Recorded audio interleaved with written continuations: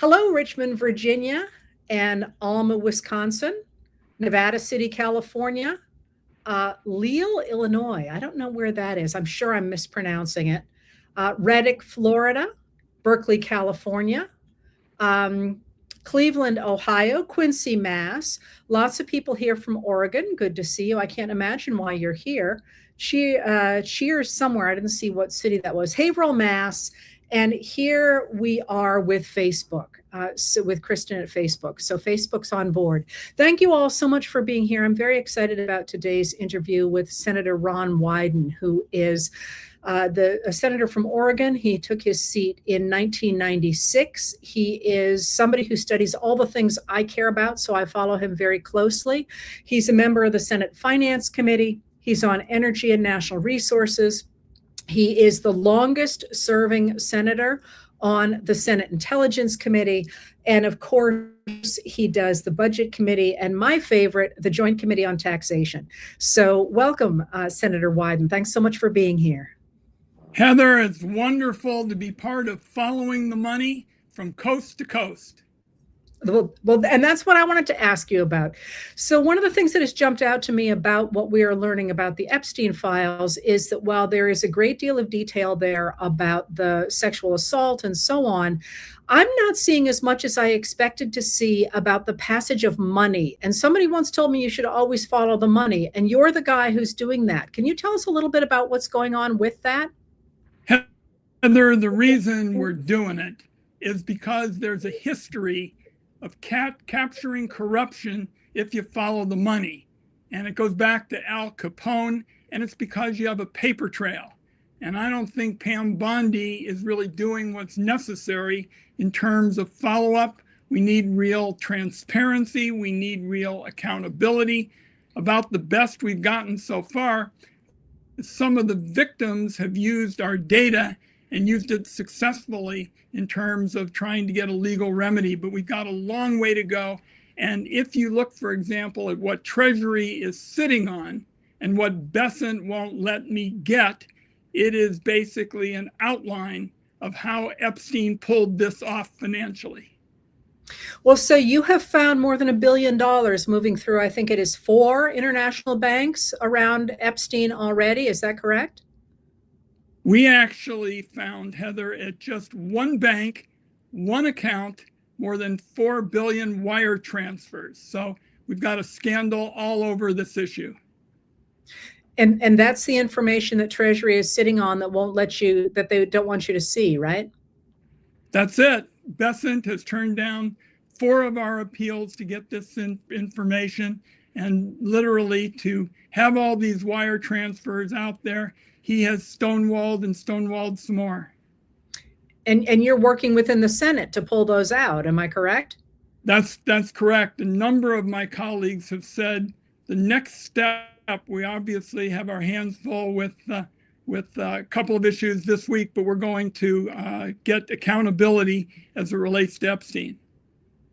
So can you walk us through a little bit what it looks like to follow the money? I mean, literally, I know it's very important that we're looking at transactions that probably took place at some point going through Manhattan, which is why the Southern District of New York is such an important place for the Department of Justice. So even if somebody is pardoned at the federal level, there are still state charges there. But literally, and I mean this quite literally, what do? Do you turn to a staffer and say, please get me the files from X bank?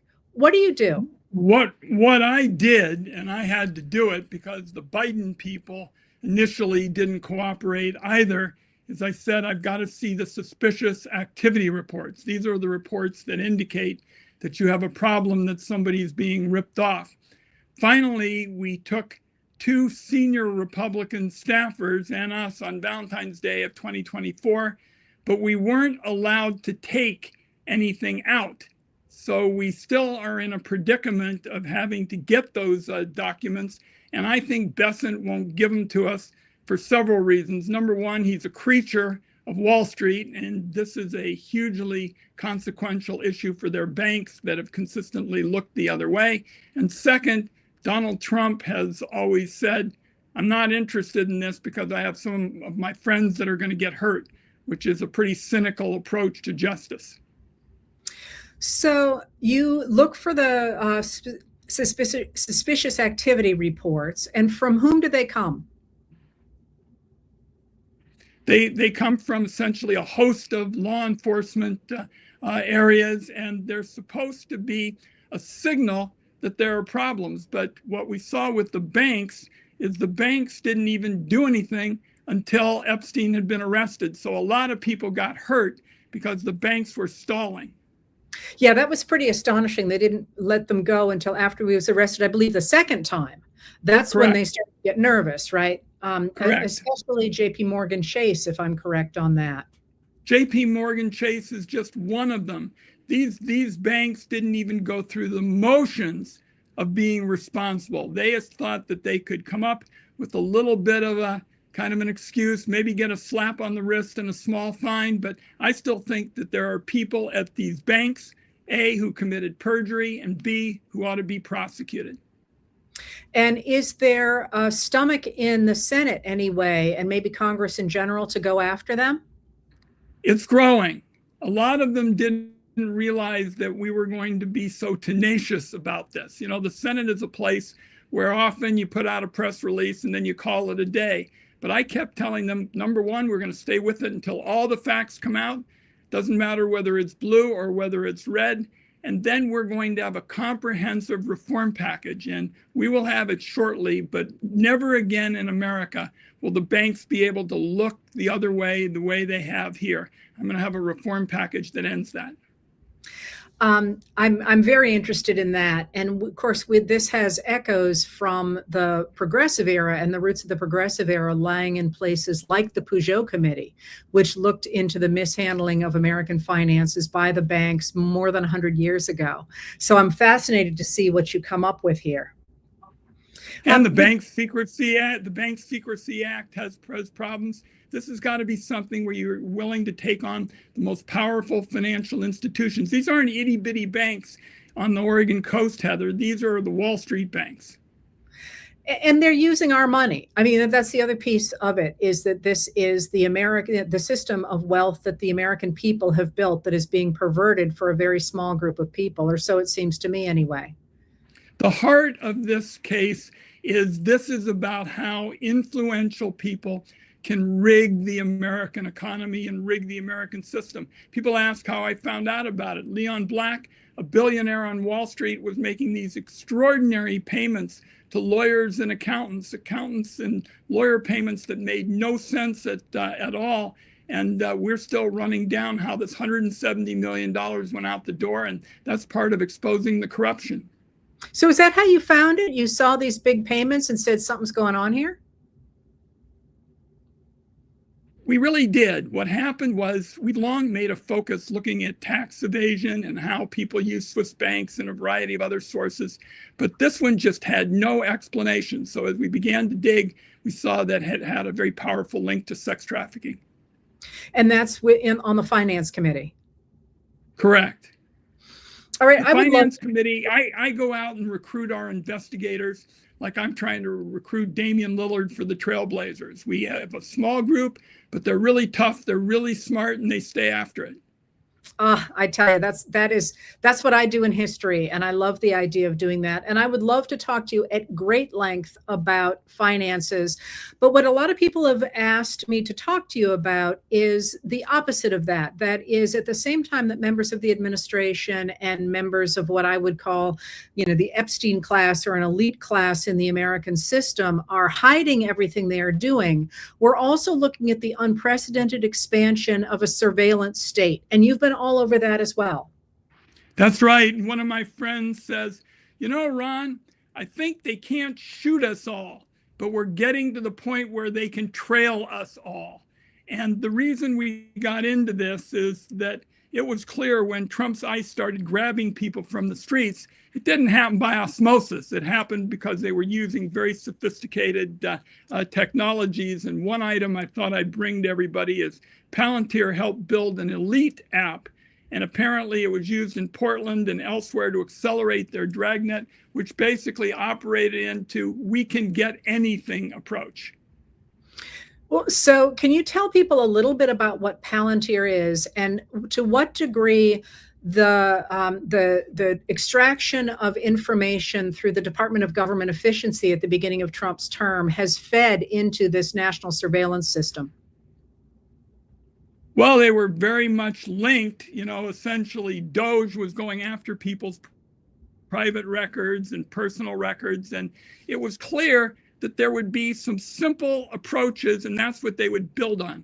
They can get easy access, for example, the Department of Motor Vehicle information. That is a real opportunity to rip people off because you can get practically, you know, anything. And then, believe it or not, your phones are also a source of information that exposes people. And I got through the House of Representatives an important law. The Fourth Amendment is not for sale because we've got all these sleazy caretakers and brokers and stuff like that.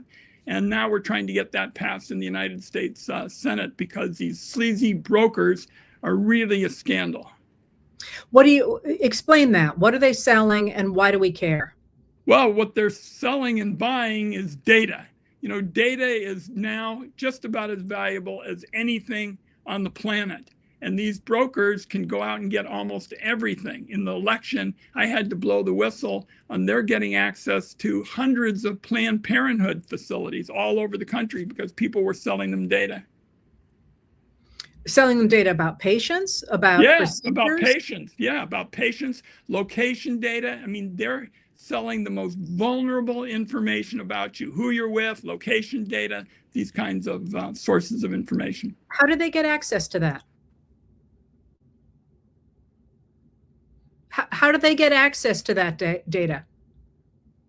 No real set of checks. In fact, only 4 states are able to really check anything. The phones are also a prime kind of target, but there is little or nothing done to protect people against that information being made public. It's one of the priorities I have for this effort we're making with ICE this week, is to stop these database ripoffs, because that's how you hurt people today in America. So it may be that you just went blank from my end, but I would love to have you say quickly again, if you've already said it, how do they get this data in the first place, these data brokers? They get it as prime opportunity from DMV. Only 4 states have put in place systems that really lock out ICE. My state is talking about trying to do it.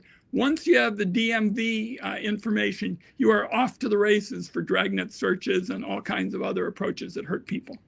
But it's not just DMV stuff that you're worried about. Certainly DMV cuts into ICE. And phones. DMVs and phones are the top 2 tools to get it into apps and Palantir kind of approaches and the like. Those 2 are what you got to watch for. And you got all these buyers of data. I stopped them in the House. We're going to try and stop them in the Senate now. Well, there's a larger issue about that kind of surveillance, though, that reaches beyond undocumented immigrants or the people who are being hurt by the ICE sweeps. And that's a larger question about privacy and the ownership of data for a number of reasons. Do you want to talk people through that? We ought to have a national privacy law in America. And until we do, we're just picking at the bones of this system that hurts so many people. I'm a Ben Franklin guy. Ben Franklin said anybody who gives up their liberty to have security really doesn't deserve either. And smart policies in this area, which we have not had, give you both security and liberty. And dumb policies, which we've mostly had, give you neither. And so I'm working on trying to get both. And I'm trying to get it in this effort that is going on right now on the floor of the Senate. Well, and I'm going to push you further into the idea that developed at the beginning of the 20th century, that while you think somebody on television or on social media is selling you a washing machine, in fact, you are the product. That if you can create enough information about a person, you can bundle that and sell it to a corporation, for example, and say, I don't know which one of these people is going to buy the washing machine, but I can tell you that 80% of them are. So the more that you can bundle about individuals, the more you become a product for people trying to sell you things, including politics. That's why there's such a hunger for data. I think that data is one of the most valuable things that you can imagine. If you gave me a choice between some pieces of information that sounded good and a big opportunity to get data, I take data every time. Yes, and that's really the way advertising has gone since at least the 1950s. And of course, we've seen how that played out with Cambridge Analytica, for example, in 2016, but with the increasing ability to target populations, to put pressure on them to vote in certain ways. That's what has me really concerned, is the idea that pretty soon you're going to be able to slice and dice the political system in such a way that essentially somebody like Elon Musk can simply buy the voters he needs with advertising. He's certainly going to try, and he's going to try that this year. It's why we're trying to, gear up. We're fighting the SAVE Act. We're trying to set in place groups and savvy activists at the polling places. We're going to be ready, but he's going to certainly spend every dollar in sight. Is this why that you would say why the Trump administration so badly wants to have voting records from the different states? Because that's part of the new SAVE Act, is it not? Yep, there's no question that they want voting records, any voting record they can get their hands on, because they can launder that information and use it so it's valuable for them at the polls. So this I think brings up another big reason I wanted to talk to you, is because what we are talking about, you and me, is the manipulation of the political system in order to serve a very small group of people. But your big push in terms of making the world a better place is actually to answer American democracy through issues like healthcare. Do you want to talk a little bit about why that's important and what you're doing there? I've always felt that healthcare is the most important issue, Heather, because if you and your loved ones don't have your health, everything else goes by the board. You can't work, you can't have a picnic, you can't do much of anything. And Trump speaks doublespeak in a way that is almost unimaginable on healthcare. He's cut everything in sight, but if you were to listen to him, he is pretty much a genius in terms of healthcare. And then he adds a big dash of family corruption into it as well. Right now, he's setting up something called Trump RX, and it's going to line the pockets of his family and not much of anything for the typical American. So the Trump RX and the Trump healthcare plan, there really isn't a Trump healthcare plan, is there? No, all he's had for years, he always says, I have the concepts. It's like he says something like, the movie's going to come soon, but it never really gets there. He's never really had anything. And his nonsense extends, for example, to say, I'm going to be tough on the insurance companies. There is no way Donald Trump is going to be tough on the insurance companies. And in fact, Heather, there's only one tough law written about health insurance in America, and I wrote it. That was the law to stop Medigap ripoffs. When seniors were buying 6, 7 policies that weren't worth the paper they were written on, we took them on and we passed the law. And I basically offered it to Republicans. I said, if you're serious about insurance, we got a model, let's go. But they ran away. So in this next year coming up, what do you foresee the Democratic leadership to be really focusing on in these areas of privacy / the Epstein files? I'm sorry, the obscurity / the Epstein files, finances and corruption, transparency and surveillance, and then finally in things like healthcare? Well, we're going to get a vote on my package to make transparent these major outstanding examples where I believe that there's been corruption and people have been ripped off. So that's the first step with respect to the follow the money effort. With respect to healthcare, we laid out last Thursday our plan. We're going to go after middlemen. This country is going to spend $5.4 trillion on healthcare this year. Half of it goes to middlemen. It's a big ripoff, and we're going to make that a special priority as well as going after the Trump frauds that I mentioned. Well, so when you talk about the middlemen, though, it was my understanding that it was very difficult for the Obama administration to get rid of the kinds of for-profit insurance we had at the time because the economy was in such bad shape. And going into this current economy where we're pretty sure that or at least suspect that the jobs reports that's coming out on Wednesday is going to be a wake-up call for a lot of people, is it going to be possible to create a new system that cuts those middlemen out? Yes, and I think we have a good example. One of the other ones is I have a billionaire income tax bill that has 23 United States senators, and that gives us a chance to say, look, this is the kind of economy we want. We want to have everybody be successful. We're in favor of success, but when a billionaire can buy, borrow, and die and pay little or no taxes for years on end, something's out of whack. So one of our strengths right now is to be able to say that we're taking on the billionaires if they're trying to get out of paying anything resembling a fair share. I'm thrilled to hear that. You know, we were asked once what would be the one thing we would do to change the current society to make it better. And my thing was I wanted to go back to a progressive income tax that looked at least like the 1960s, if not like the 1950s under Eisenhower, where the top income tax bracket was 92%. This idea that we've gotten rid of progressive taxes since George W. Bush is the one that put us in the red. Well, and it's legal. I mean, right now, the typical worker pays FICA, and they pay FICA with every paycheck. What a billionaire can do, those people who are down there with Trump on swearing-in day, they can basically say to their lawyer and accountant, make sure I don't have any income this year. I want to make sure I don't. And then they can go out and borrow against their buildings. They can buy additional stuff and eventually pay little or nothing, and their heirs get it all. Yeah, that's an important piece that a lot of people don't get. Can you explain the idea of being able to borrow against capital gains and against stock without here's the way it works, Heather. A well-to-do person, a billionaire, goes out and buys a whole bunch of buildings, a whole bunch of them, doesn't do much with them.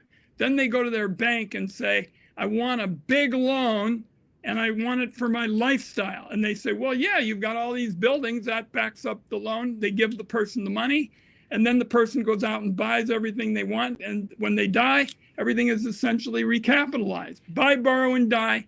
I got it from the Wall Street Journal, not exactly a left-wing, organ, but that's how you pay little or no taxes if you're a billionaire. And of course, you can also borrow against that money the way Elon Musk did, for example, to buy Twitter. That's one example.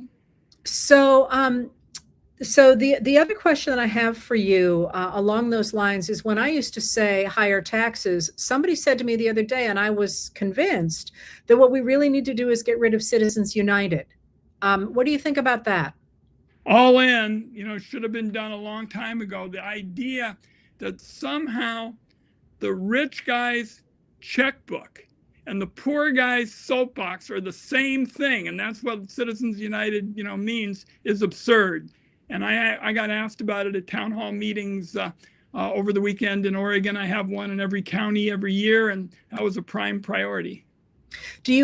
Are you a fan of the Montana approach, where we can simply assume that states are able to define corporations in such a way that they cannot make political investments, or are you on the team constitutional amendment? I'm looking at both of the options. I mean, what we want to do is we want to involve people in the best and most grassroots way that we possibly can. It goes back to what you're talking about, is that these issues are ones that people can really dig in on if you give them the facts. And that's what I've been trying to do. I don't pretend to be the person who's the most glamorous or is running for president. I wrote a book, It Takes Chutzpah, and I said at the beginning, I'm the only United States senator not running for president. And that's because I'm going to stick around and work on these kinds of public interest matters. Well, and they're fun. I mean, for me, the idea of digging into finances is fascinating, because, of course, our finances tell people what we as a society care about. What Bessent is sitting on at Treasury today, Heather, what he's sitting on today at Treasury will tell you all about the way he enabled his operation with helping other people. It's exactly the coin of the realm. Do you think we'll ever get access to that, we the American people? I'm going to stay at it until we do. I think it is so essential for the accountability you and I are talking about. What's this really all about? It's about accountability. It's about ensuring that the American people get the facts. I'm going to make sure we stay at it until everything comes out, blue, red, whatever. And then we're going to have a reform plan so that the banks in America, the Wall Street banks, can never look the other way. It's scandalous what they did for years on end. So finally, before I let you go, Senator, one of the things I always like to ask people is, what can everyday Americans do to make these things come true? How would you like to tell people? How would you like to enlist people into this effort for transparency, to protect privacy, and to expand the idea of things like healthcare? The single most important concept is blowing the whistle. Blow it hard, make sure you get attention. Couple of examples, I went after the fact that Trump tried to derail the Medicaid portals, which are really essential for people's services and medicines and the like. I was pretty sure he was doing it. I went viral. I put it up everywhere. Middle of the day, I thought we had a shot. Around dinner time, I said, it's looking even better. By late evening, he had pulled the plug and the grassroots had won. And we had a similar situation a couple of weeks ago on the mental health grants. I heard that he was going to cut $2 billion of mental health. I said, this is important to my state. We're 49th out of 51st, but other states, it's hugely important as well. My brother was a schizophrenic. Every night for years on end, we'd see him walking on the street, worried he would hurt himself or somebody else. I said, I'm not going to let this happen. I did the same thing. In both of these instances, Heather, yes, the senator was involved. Everybody's going to say, oh, they put out press releases and the like. Both of those wins, the question of the Medicaid win and the question of protecting mental health benefits, stem from the grassroots. People at the grassroots got really worked up. And we won good victories, modest victories, not victories that are going to take care of everything in this battle to make a more just system and make sure we defeat the Trump forces. But certainly a good start to the principle that if you follow the money and you basically blow the whistle, you can make a difference. Well, on that note, Senator, thank you so much for being here, and thank you for the work you're doing. It is the moment where the people in the weeds really are the ones digging everything out, and we're watching you with great interest and cheering you on. So thank you for taking time out of your day to come talk with us. Thanks for having me. Thank you for being here, everybody. We'll talk to you soon.